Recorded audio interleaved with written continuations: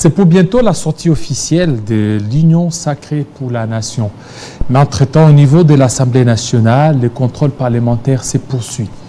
Et déjà, en dernier, vous savez très bien, il y a le directeur général de la SNEL, Fabrice Lucindé, qui a été dans les viseurs des députés nationaux. Nous allons en parler. Est-ce que la procédure a-t-elle été respectée avec un juriste qui s'y connaît?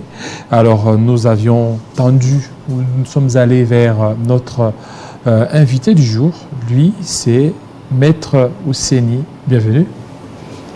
Merci mon cher Jean-David Kilolo. Ici, on ne vous reçoit pas comme maître, mais vous avez cette qualité parce qu'on vous a même vu derrière le directeur général de la SNEL. Vous travaillez aussi à la SNEL? Ce n'est pas incompatible. Je conseille aussi juridiquement et politiquement le directeur général de la SNEL, Fabrice Lucindé. Oui. C'est la raison pour laquelle j'ai eu le privilège de l'accompagner durant les 5 séances de son interpellation à l'Assemblée nationale. Vous le conseillez, mais est-ce que vos conseils sont les mieux suivis ou vous l'avez mal conseillé, vu ce qui s'est passé au niveau de l'Assemblée nationale? Il a été déchu. Est-ce que c'est une déchéance ou c'est juste un préavis qu'on lui a donné par les députés qui devraient certainement s'en remettre à la personne qu'il avait nommée? Bon, avant de répondre à la question de savoir si mes conseils ont été suivis ou pas, j'aimerais d'abord effectivement répondre à votre dernière question.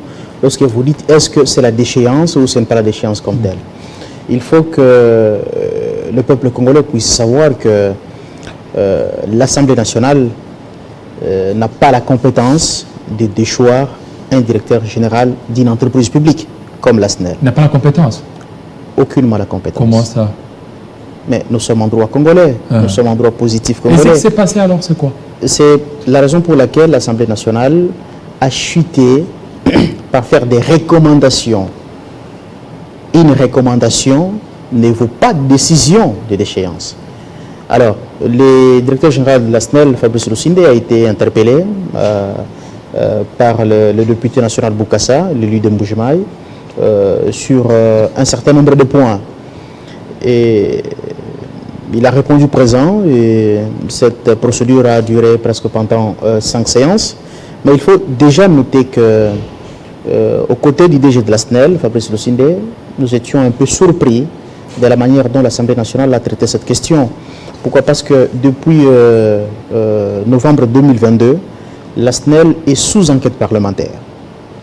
Et pratiquement toutes les questions qui ont été posées par l'interpellateur Boukassa, ce sont des questions qui font également objet de cette enquête parlementaire qui n'a pas encore touché à sa fin. Et en même temps que le directeur général de la SNEL était en train de répondre aux questions de la sous-commission ressources hydrauliques, et dans laquelle commission il y a les parlementaires comme Ingele Ifoto, comme Rombo Tsunami, il y a, et tant d'autres, et que cette sous-commission n'avait pas encore rendu son rapport à la plénière, afin que la plénière puisse faire des recommandations. Mais le DG a encore été interpellé par la plénière. On s'est dit, bon, c'est un exercice républicain. L'acharnement. L'acharnement, mais je vous laisse aussi deviner, et je laisse aussi le peuple congolais. Plus de 4 séances au niveau de l'Assemblée nationale. 5 séances au total. 5 séances. Donc, c'est une première. Durant 5 jours, 5 jours décalés durant pratiquement 2 semaines, le pilote a été détaché du cockpit. Alors imaginez, on déplore que la SNEL est ce qu'elle est devenue, et durant 2 semaines, vous immobilisez le directeur général de la SNEL pour qu'il ne puisse pas être en état de travailler, en état de gérer la société. Alors, les différentes questions ont été posées. Au-delà du fait que l'enquête parlementaire était encore en cours, l'audition sous la commission ressources hydrauliques était en cours, l'interpellation est arrivée. Et quand on voit la manière dont les débats étaient en train d'être dirigés, on voit les questions qui revenaient de temps en temps, on se disait qu'on n'était pas loin d'un acharnement. Parce qu'il faut que le peuple congolais le sache, que le directeur général de la SNEL n'est en fonction que depuis 4 mois. 4 mois. Depuis 4 mois qu'il est directeur général de la SNEL. Mais il est au niveau de la SNEL plus de 7 ans quand il était DGA. Non, non, pas plus de 7 ans, parce que son premier mandat n'était que de 4 ans. Et vous savez qu'on appelle les SNEL, c'est SNEL SA, SNEL Société Anonyme. En tant que société anonyme, un directeur général adjoint n'a pas de compétences propres. Les directeurs généraux adjoints, non seulement de la SNEL, de la Régie des eaux, des FONER, bref, de toutes les entreprises publiques aujourd'hui, n'ont pas de compétences propres. Ils n'ont que des compétences subsidiaires qui les sont déléguées par les directeurs généraux. Donc, ce qui fait en sorte que durant les 4 ans... Oui, mais ils connaissent les méandres, non? Les méandres de l'entreprise. Pas forcément si et seulement si on n'a pas été associé dans la gestion par les directeurs généraux. C'est la raison pour laquelle aujourd'hui, son prédécesseur, le directeur général Kayombo, est devant le juge alors que lui ne l'est pas, pour des actes que lui posait du moment qu'il était directeur général. Mais pourquoi le directeur général Kayombo et son adjoint Fabrice Lusinde ne sont pas partis comparaître? Donc c'est pour vous dire que lorsqu'on est directeur général dans une entreprise publique, on n'a pas de compétences propres. On a des compétences que celles qui vous sont déléguées par le directeur général. Ce qui veut dire qu'il n'est à la tête de la SNEL que depuis 4 mois. Et depuis 4 mois, lorsqu'il a été interpellé à l'Assemblée nationale, pratiquement toutes les questions qui lui ont été posées, ce ne sont pas les questions qui rentrent dans l'exercice de son mandat. C'est pour des questions qui ont été posées par ses prédécesseurs. Mais la continuité des affaires de l'État. La continuité de service public, c'est le principe sacro-saint du droit administratif, mais cela ne signifie pas que parce qu'il y a principe de continuité, qu'on doit élaguer la question de la responsabilité individuelle. Parce que on doit répondre, chaque personne est responsable de ses actes. Le service public est continu, mais si c'est Jean-David Kilolo qui avait posé les actes à l'époque comme directeur général, c'est Jean-David Kilolo seul qui répondra de ses faits et ses gestes. Mais le service public va continuer. Mais lorsque nous avons assisté au plénière de l'Assemblée nationale, plusieurs questions sont revenues, mais plus de la moitié des députés sont revenus sur un certain nombre de contrats. Monsieur Jean-David Kilolo, lorsque Fabrice Lusinde arrive à la tête de la SNEL, pour bien gérer une société comme la SNEL, il faut commencer par faire l'état des lieux. Et en faisant cet état des lieux, Fabrice Lusinde a initié l'audit de la trésorerie. Et par rapport à l'audit de la trésorerie, à la date de ce jour, je peux vous certifier, à l'attention de tous les peuples congolais, que la SNEL est pratiquement en état de cessation de paiement de ses obligations. La SNEL? La SNEL, les caisses de la SNEL sont vides. Au-delà de l'audit de la trésorerie, Fabrice Lusinde a également initié l'audit des différents contrats qu'il a trouvés dans les armoires de la SNEL. C'est là qu'il y a de problème, parce que les députés veulent voir clair sur différents contrats. Bien sûr, les députés ont le plein droit en tant que représentants du peuple de le savoir. Mais je vous dis, lorsque Lusinde arrive à la SNEL, il ouvre le placard de la SNEL, il trouve un nombre de contrats dont la somme globale est de 1,6 milliard de dollars américains. De tous les contrats? De tous les contrats qu'il a trouvés au niveau de la SNEL. Et quand on vérifie la procédure de passation de ce marché public, ça laisse à désirer. Et lui, par conséquent, parce qu'aujourd'hui, je vais vous montrer, il existe une règle d'engagement financier, non seulement de la SNEL, mais pratiquement dans toutes les entreprises publiques, qui dit que le directeur général d'une entreprise publique ne peut engager la société que pour un contrat qui ne doit pas dépasser 12 millions de dollars américains. Mais lorsque le contrat est au-delà de 12 millions, il faut qu'il ait l'avis du conseil d'administration. Et lorsque le contrat est au-delà de 20 millions de dollars américains, il faut l'approbation de l'Assemblée générale, qui est ici représentée par l'État congolais au travers du ministre du portefeuille. Mais lorsqu'il trouve des contrats évalués à 100 millions de dollars américains, à 50 millions de dollars américains, il dit, en faisant cet acte d'audit des contrats, il renvoie tous ces contrats au niveau du conseil d'administration pour qu'il ait les quitus du conseil d'administration. Et c'est le conseil d'administration qui a le plein pouvoir de transmettre les contrats où il y a la nécessité de l'avis de l'Assemblée générale. Fabrice Lusinde, parce qu'il faut parler de lui, il vient avec une nouvelle manière de gérer la société. Parce que durant très longtemps, non seulement la SNEL... Une nouvelle manière, durant 4 mois, est-ce qu'il s'est imprégné de tous les dossiers? Parce que jusque-là, au niveau de l'Assemblée nationale, on l'accuse de manque de vision, manque de compétences. C'est que manque aussi d'anticipation. Il y a plusieurs griefs lui reprocher. C'est qu'il n'arrive pas certainement à maîtriser les secteurs où il exerce ses fonctions. C'est très facile de le dire. C'est très facile de qualifier quelqu'un d'incompétent. C'est très facile de qualifier quelqu'un de manque de vision, qui n'a pas de vision, ainsi de suite. C'est très facile de le dire. Mais le plus difficile maintenant, c'est d'apporter les preuves. Moi, j'étais très heureux parce que durant les 5 séances que nous avons assistées à l'Assemblée nationale le réunit durant 5 jours. À aucun moment, un député national n'a posé la question au directeur général sur une quelconque malversation financière. Nous sommes dans un pays... Le refus de mettre du courant au niveau des camps Luka. Je vais arriver, je vais parler même au-delà de ça. Durant 5 jours, tous les députés réunis, personne n'a posé une question au DG sur le détournement des deniers publics, sur une quelconque malversation financière. Pour ça, je dois me féliciter. Et je réponds aussi incidentiellement par rapport à votre première question. Est-ce que mes conseils ont été suivis? Je vous dis effectivement, mes conseils ont été suivis. Et pour ça, dans un pays où la corruption, la concussion, les détournements des deniers publics ont élu domicile, lorsque vous êtes en face d'un dirigeant pareil, vous devez quand même vous féliciter. Donc ça, c'est l'union sacrée. L'union sacrée avec tous les méfaits, tous les méandres, en fait, allusion, la concussion, la corruption, c'est l'union sacrée. La corruption, le détournement des deniers publics, je vous ai dit qu'ils ont déjà élu domicile dans ces pays et ils n'ont pas commencé sous le règne de l'union sacrée. Je suis en face d'un journaliste. L'union sacrée, il y a beaucoup plus d'emphase là avec les acteurs de l'union sacrée où il y a des détourneurs à millions et à milliards. Je suis très disposé et à l'aise. On parlera aussi de la question de l'union sacrée, mais in fine de cette émission. Là, nous sommes en train de parler de la question de la SNEL parce que le peuple congolais doit quand même savoir de quoi est-ce qu'il s'agit. Durant 5 séances, les députés sont revenus sur un certain nombre de points. Mais parlons-en. Parlons-en. Plus de la moitié des députés, parce que 78 députés se sont inscrits pour prendre la parole. Plus de la moitié sont revenus sur le contrat, par exemple, des Kenge, l'électrification des Kenge. Effectivement, le président Pourquoi seulement Kenge? Pourquoi Kenge? Le président de l'Assemblée nationale est des Kenge. On va en parler.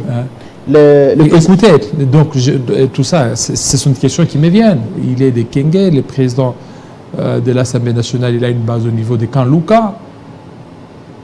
Donc la thèse de l'acharnement est en train de se confirmer.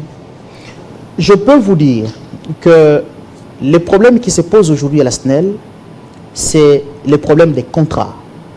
Les problèmes qui se posent aujourd'hui à la SNEL, ce n'est pas que Fabrice Lusinde a détourné un franc congolais, ce n'est pas que Fabrice Lusinde a été corrompu, rien de tel n'existait. Et lorsque même l'on vous dit que incompétent dans 3 mois, s'il faut que nous puissions faire le bilan de quelqu'un, est-ce dans 3 mois, on ne peut pas se dédouaner de sa responsabilité. Mais parlons d'abord du dossier Kenge, parce que je préfère qu'on parle de ces sujets, parce que plus de la moitié des députés nationaux sont revenus là-dessus, notamment l'honorable Matadi Wamba, Matadi Nenga et tant d'autres, Rombo et consorts, ils sont revenus là-dessus. Le dossier Kenge, c'est un dossier qui date bien avant que Fabrice ne devienne directeur général de la SNEL. Des études de faisabilité, parce que le gouvernement central avait déjà levé l'option sur l'électrification des Kenge. Et lorsque des études de faisabilité étaient déjà faites, il y a une entreprise qui a été consultée à la matière. Il a dit, pour ces travaux, il faut 25 millions de dollars américains. En même temps, il y a une autre entreprise qui a fait aussi des études de faisabilité, une entreprise belge, qui dit, pour l'exécution du marché des Kenge, avec 12 millions de dollars américains, tout peut être terminé. Lorsque Fabrice Lusinde devient DG de la SNEL, il trouve tous ces papiers sur sa table. Et subitement, les contrats même pour le dossier de Kenge étaient signés entre la SNEL et une société qui devrait exécuter ce marché-là. Mais c'était un contrat parce que l'accord de nantissement n'était pas encore conclu. Lorsque Lusinde arrive au pouvoir, on lui présente maintenant un accord de nantissement de 34 millions de dollars américains qu'il devrait signer pour le dossier Kenge. Il dit ce n'est pas possible. Effectivement, le gouvernement central a déjà levé l'option. On doit électrifier Kenge, non seulement Kenge, mais aussi toute la province du Kwango, y compris, voilà, et aussi ses environs, pour répondre dans le cadre de la vision du président de la République, parce qu'il faut endiguer les poches noires dans notre pays. Parce que le contrat est évalué cette fois-là à 34 millions de dollars américains. Le directeur général qui se soumet aux obligations, qui se soumet aux règles à la matière. Il dit, moi je suis directeur général. Pour que je puisse exécuter un contrat de telle hauteur, il faut que je puisse obtenir l'avis du conseil d'administration, comme je viens de vous démontrer ici au début. Et après que le conseil d'administration effectivement s'est réuni, le conseil d'administration a donné son avis en disant, DG, on vous autorise, mais tout en respectant les règles. Et en même temps, il existe le procès verbal du conseil d'administration qui a envoyé les dossiers au niveau de l'Assemblée générale, et l'Assemblée générale devrait s'exprimer au travers de la ministre du portefeuille Adel Kaïnda. Jusqu'à ce jour, l'Assemblée générale ne s'est pas encore prononcée. Et par conséquent, le DG ne pouvait rien, et alors rien faire dans ces dossiers-là, tant qu'il n'a pas encore le quitus de l'Assemblée générale. Donc aujourd'hui, on peut dire que voilà, c'est lui qui bloque le dossier Kenge. Non. Je suis d'avis, je suis d'accord, j'ai compatis, je suis en symbiose avec mes compatriotes qui sont à Kenge, et bref, de toute la province du Congo. Mais les dossiers se trouvent où? Les dossiers se trouvent au niveau de l'Assemblée générale. Parce que la SNEL étant entreprise publique, avec un unique actionnaire qui est l'État congolais, il n'y a que la ministre du portefeuille qui peut donner son point de vue là-dessus. Alors lui maintenant, le directeur général, parce que toujours soucieux de l'électrification de Kenge, il dit non. Avant toutes ces plénières ici de l'Assemblée nationale, des réunions particulières ont eu lieu avec tous les élus de Kenge, où il dit en attendant, ne pouvons-nous pas migrer vers l'électrification en photovoltaïque et qui pouvait revenir à presque 4 millions de dollars américains. On semblait un peu comprendre, et pour un moment, donc on dit, c'est lui, le DG, qui bloque le dossier. Je préfère que le peuple congolais puisse comprendre un peu ces méandres parce que on suit beaucoup de choses à travers le média. Il y a des gens qui disent de n'importe quoi. Je peux encore vous parler de notre contrat. C'est le contrat où une entreprise, un contrat aussi parmi tant d'autres que Fabrice a trouvé au niveau de la SNEL, pour le placement des compteurs électriques. Un compteur électrique que nous plaçons dans nos maisons, mon cher Fabrice Kilolo, le prix revient normalement à 75-80 dollars américains. Mais il trouve sur sa table un contrat de 27 millions de dollars américains où on évalue un compteur à 2000 dollars américains. Et on demande au directeur général d'appliquer un tel contrat. Il dit ce n'est pas possible. Comment est-ce possible? Un compteur qui revient à 75 dollars américains, vous me demandez moi de signer un accord de nantissement pour un compteur à 2000 dollars américains. Le problème, c'est quoi? Je vous ai dit préalablement ici, c'est le problème des contrats. Et tous ces contrats, ce n'est pas Fabrice Lucinde qui les a signés. Ce sont des contrats que Fabrice Lucinde a trouvés sur le placard de la SNEL, dans le tiroir de la SNEL. Et il se dit, par rapport aux règles de compétences, par rapport aux règles sur la passation de marchés publics, par rapport aux règles, parce que je vous ai dit que la SNEL est pratiquement en état de cessation de paiement. La SNEL. La SNEL, où la plupart des politiques considéraient cela comme vache au lait, tout le monde venait prendre un peu de soi, et on pense que la SNEL, c'est l'Eldorado, il y a beaucoup d'argent. Il dit, comment est-ce possible? Un homme consciencieux qui aime véritablement ce pays peut accepter de signer un tel contrat de nantissement. Les cas de Kenge, vous savez, la production, si Selmassi, il pourrait signer par exemple les contrats à 34 millions de dollars américains. Par mois, ces contrats-là ne pouvaient rapporter à la SNEL que près de 100 000 dollars américains. Par année, 1 120 000 dollars américains. Dans combien d'années la SNEL serait contrainte de rembourser cette créance? Lorsque Fabrice Lucinde arrive à la tête de la SNEL, mon cher Jean-David Kilolo, il trouve la SNEL en état pratiquement de cessation de paiement de ses obligations. Il trouve des contrats signés non financés de la valeur de 1,6 milliard de dollars américains et que des contrats dans lesquels il n'y a même pas les avis de non-objection. Il n'y a pas eu des appels d'offres. Pratiquement tous ces contrats, ce ne sont que des contrats de gré à gré. La SNEL est en déficit du paiement de ses obligations à l'égard de Exim Bank. Tous les comptes de la SNEL, même au moment où je vous parle, c'est saisie attribution aujourd'hui, saisie attribution demain, saisie attribution aujourd'hui, saisie attribution demain. Moi qui suis son conseiller juridique, combien de fois pratiquement toutes les semaines, nous sommes devant les cours et tribunaux. Soit on est au niveau du parquet général ici, on est au niveau du tribunal de grande instance, tous les jours c'est comme ça. Pourquoi? Parce que l'homme veut instaurer de l'orthodoxie financière et de l'orthodoxie de gestion. Vous avez donné 48 heures. Vous attendez quoi pour partir?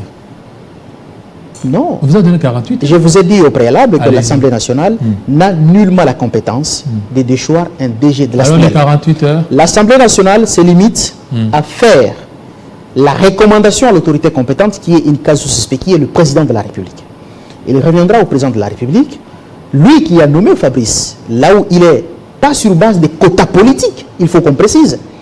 Fabrice Lusinde a été nommé à la SNEL sur base des règles de compétences. Il n'est issu d'aucun parti politique. Et peut-être c'est ça aussi qui dérange. Il a été nommé parce que les Copirep, comme vous connaissez, avaient organisé un test en collaboration avec une firme internationale, une firme canadienne. Et lorsque le président Tshisekedi arrive au pouvoir, il veut relancer le processus de négociation avec les institutions de Bretton Woods, la Banque mondiale, le FMI et consorts. Les institutions de Bretton Woods posent la conditionnalité de la reprise de leur partenariat des appuis budgétaires avec la République démocratique du Congo au respect de la nomination dans les entreprises publiques des techniciens, des gens qui avaient réussi au test organisé par Copirep. Voilà pourquoi aujourd'hui la SNEL, la Régie des eaux, les FONER échappent au contrôle politique. Et peut-être c'est ça aussi qui dérange. Du fait que Fabrice a été nommé sur base des règles de compétences, alors on cherche par tous les moyens à ce qu'il soit mis de côté, afin que la SNEL... Il y a des politiques qui tiraient les ficelles. Regardez au niveau d'abord du conseil d'administration, il y a beaucoup de politiques. Ah, ces politiques-là viseraient ou lorgneraient le poste de directeur général. C'est pour ça que j'aimerais insister là-dessus, que dans les dossiers de la SNEL, on sent de l'acharnement pur et simple. Il y a même de ces députés qui sont revenus sur la tribune de l'Assemblée nationale. J'ai beaucoup de respect pour les députés nationaux parce que ce sont les élus du peuple, les représentants du peuple. Ils reviennent par exemple pour vous dire, non, Fabrice, lorsque vous avez pris le pouvoir, vous avez chassé certains directeurs. Or, il n'a chassé aucun directeur. Je vois même d'autres plus compétents que ça. Ils reviennent pour dire, voilà, vous avez envoyé certains directeurs en congé, en violation des règles de procédure, et pourtant, il a produit cette brochure dans laquelle vous allez trouver toutes les réponses du directeur général de la SNEL, et il dresse un tableau. Lorsque lui arrive à la SNEL, il trouve des directeurs ici qui devraient bénéficier de 838 jours de congé, 670 jours de congé. Et parce qu'aucun directeur ne pouvait bénéficier tous ces jours de congé d'une seule fois, alors les ressources humaines de la SNEL, par automatisme, on réduit cela à entre 89 à 150 jours. Ce sont les gens qui sont partis en congé. Mais certains députés considèrent cela comme le licenciement ou je ne sais pas. Mais il y a d'autres... Est-ce que le gouvernement vous doit, ou le gouvernement doit beaucoup d'argent à la SNEL? Par mois, le gouvernement congolais doit plus de 3 500 000 $ américains. Par mois. Et ça, c'est pratiquement les 30% du revenu de la SNEL mensuel. Alors imaginez, mon cher David Kilolo, lorsque vous vous engagez déjà avec la réduction de 30% de vos recettes, parce que l'État congolais ne paye pas, avec 30%, la réduction de 30% de vos recettes, qu'est-ce que vous allez faire? Je vous dis que lorsqu'il est arrivé, il a commencé par faire l'audit de la trésorerie, l'audit des contrats. Et il fait un bilan et c'est à l'issue de ça qu'il va maintenant définir le canevas. Et le canevas est en train d'être défini. On lui reproche la question de poches noires à Kinshasa, sans forcément se dédouaner. La question de délestage, la question de poches noires, non seulement à Kinshasa et dans certains coins du pays. Ce n'est pas une question nouvelle. Vous savez, mon cher Jean-David Kilolo, peut-être pour répondre dernièrement à votre question, à l'époque, quand nous avons transformé nos entreprises publiques, en 2007, à l'époque, je me souviens, j'étais encore étudiant, en première licence à la faculté de droit de l'Université de Kinshasa. Il y a eu un grand débat à l'Université de Kinshasa, où tous les professeurs de la faculté, le professeur Lukombe Nkenda, le professeur Kabankin Tabala, il y a eu un grand débat, parce que certains professeurs disaient que le faible rendement, la non-productivité de nos entreprises publiques était la résultante de la désuétude des textes légaux qui régissaient nos entreprises publiques, notamment la loi cadre de 78. Mais j'ai beaucoup apprécié à l'époque le professeur Lukombe Nkenda qui disait que la faiblesse de nos entreprises publiques ne résulte pas seulement au niveau des lois, c'est aussi au niveau de la politisation de nos entreprises publiques. Lorsque chaque fois, à la tête de la GECAMINE, à la tête de la SNEL, à la tête de la Régie des eaux, vous placez des gens qui n'ont que des mandats politiques et qui ne sont là qui ne voient que le présent, l'instant et maintenant, qui n'ont pas de vision d'avenir, ça pose problème. Aujourd'hui, Fabrice Lusinde peut partir. Il peut partir. Et on peut placer à la tête de la SNEL même un un député national, le président Mbosso soit-il, il ne fera pas mieux que Fabrice Moussinde. Voilà, merci. Alors, pour terminer, parlons de notre thématique vite. L'union sacrée, il y a un problème de poids politique, il y a la charte. Comment vous entrevoyez l'union sacrée? Il y a ceux qui disent que c'est du FCC bis. Bon, ceux qui disent que c'est du FCC bis n'ont pas forcément tort. Parce qu'en 2018, lorsque nous sommes partis aux élections, le président Kabila, avec ses collaborateurs, avait aussi fait une grande plateforme électorale qu'on appelait le fonds, le FCC, le Fonds commun pour le Congo. Et nous aussi, nous sommes en train de faire pratiquement la même chose. À ce niveau-là, l'on peut dire que c'est pratiquement du bis repetita. Mais ici, ce n'est pas Joseph Kabila qui est à la tête. Ici, c'est Félix Tshisekedi qui est à la tête. Moi, je suis aussi cadre de l'Union sacrée, issu de la plateforme Cash. On vous a pas signé là?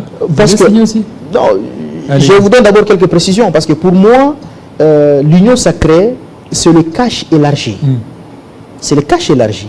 Alors aujourd'hui, on a besoin de tout le monde. Le président de la République a lancé, il dit que il est le président de tous les Congolais, que tout le monde revienne, même ceux qui étaient dans le FCC sont en train de venir. C'est une bonne chose. La seule chose, si pas la seule chose, j'en ai deux que j'aimerais recommander pour que nous ne puissions pas répéter les mêmes erreurs du passé, c'est demander aux amis la loyauté et la constance surtout. Chez Kabila, ils ont signé la loyauté plus d'une fois et ils ont traversé. C'est la raison pour laquelle, vous m'avez posé la question, c'est la raison pour laquelle parmi mes recommandations, la première c'est demander aux collègues, demander aux compatriotes la loyauté. Ça vaut la peine parce que la constance, ce n'est pas qu'aujourd'hui vous êtes ici, demain vous vous retrouvez là-bas. Nous tous, nous voulons être au gouvernement. Nous tous, nous voulons être dans des entreprises publiques. Nous tous, nous voulons être au Parlement. Mais tout le monde ne peut pas être au gouvernement au même moment. Tout le monde ne peut pas être au Parlement au même moment. Tout le monde ne peut pas être dans les entreprises publiques au même moment. Donc si c'est le temps de certains, il faut observer, il faut les encourager, il faut les prodiguer des conseils. Deuxième observation, c'est au moment de la rédaction de la charte de l'Union sacrée, j'avais émis mon objection à certains aînés, mais malheureusement mon avis n'a pas été pris en compte. Vous avez vu les structures, les organes de l'Union sacrée. Vous avez vu que, aux côtés de tous ces organes politiques, moi, je suis de ceux qui pensent que nous devons aussi créer un autre organe qui sera un organe scientifique. L'Union sacrée. Parce qu'on ne peut pas toujours laisser le pays entre les mains des politiques. Et il n'est pas dit que parce que l'on devient politique, parce que l'on devient président d'un parti politique, on a forcément l'avenir de ce pays entre ses mains. C'est la raison pour laquelle Jean-Pierre Bemba, soit-il ministre de la Défense, Vital Kamerhe, soit-il vice-premier ministre de l'économie, mais ils ont des conseillers partout où ils sont. Et ces conseillers sont payés, sont rétribués par l'État congolais. Parce que l'on s'est dit, même si vous êtes politique, même si vous avez une forte expérience politique, mais vous devez être entouré de scientifiques. Mais quand vous regardez les organes de l'Union sacrée, il n'y a pas une cellule scientifique là à côté. Or, nous devons être accompagnés par des scientifiques, par des stratèges. Les politiques, ils sont là, ils peuvent jouer au show, mais il faut qu'il y ait aussi des gens qui ont la capacité de voir les Congos de demain, les Congos dans 10 ans, les Congos dans 20 ans et les Congos dans 50 ans. Aujourd'hui, par exemple, aux États-Unis d'Amérique, Joe Biden peut partir, mais la politique américaine reste constante parce qu'ils ont des organes, ils ont des scientifiques, ils ont des savants qui les conseillent. Donc, je pense qu'au travers de mes recommandations...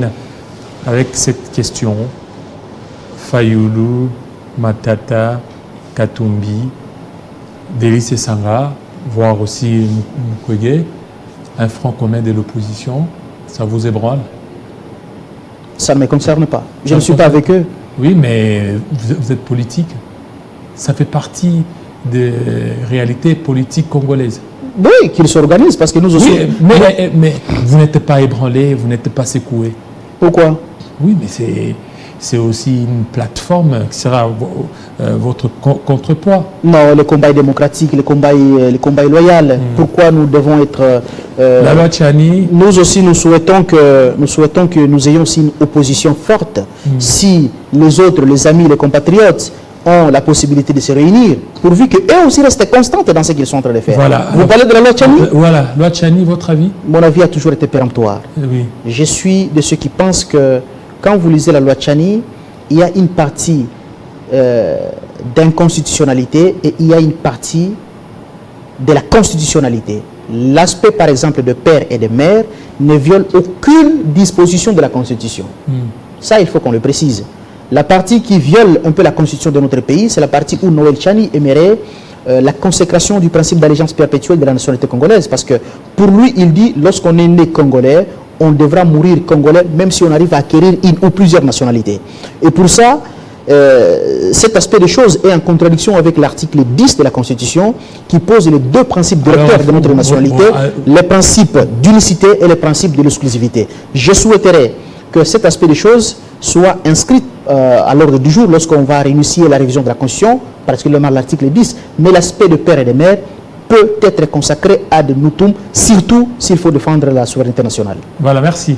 Merci, fidèles téléspectateurs, vous avez été nombreux. Restez branchés sur Télé 54. À très bientôt.